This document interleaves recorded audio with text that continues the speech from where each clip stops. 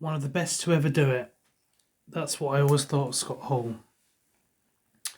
From when I started watching pro wrestling in the early 90s, he was already into his Razor Ramon gimmick, pumping out quality matches like the two he had with Bret Hart in 1993 at the Royal Rumble and King of the Ring. Moving on into feuds that he had with the $1 Million Corporation, 1-2-3 Kid, then future matches with the likes of Goldust, Vader, before moving into WCW in 96.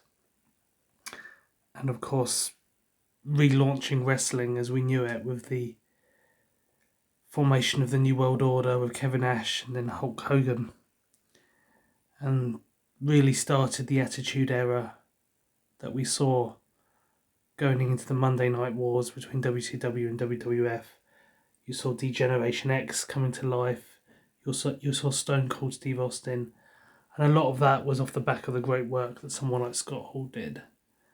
And for me as a wrestling fan in that time period, it was just a wonderful time to be alive as a fan. And I think back of all the wrestlers that have graced us with their presence in the last 20, 30 years. He was a guy that just had that presence in the ring. And not the most technically gifted in terms of ring mat work, but his height, his presence, his strength, and most importantly, his charisma just made him so watchable.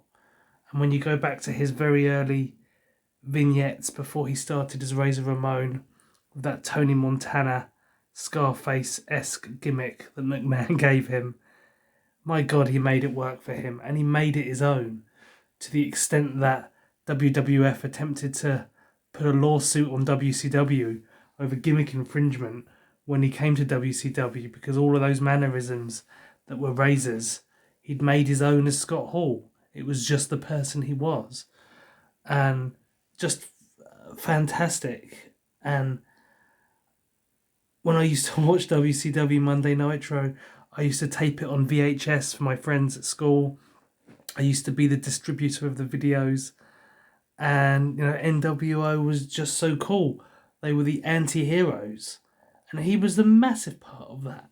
With the greatest of respect to Hogan and Nash, they didn't have the same level of charisma as this guy did. And everything that he would do and say made it a watchable product.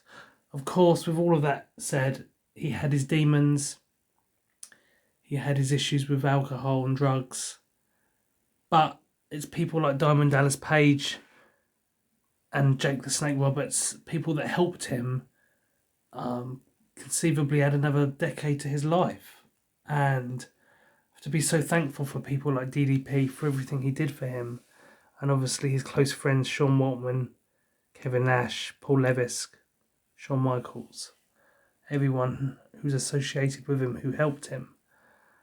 But I wanted to just put out this tribute to him, and I just wanted to send all my love and condolences to his friends, family, and fellow fans. And Scott Hall, what a wrestler, what a competitor you were.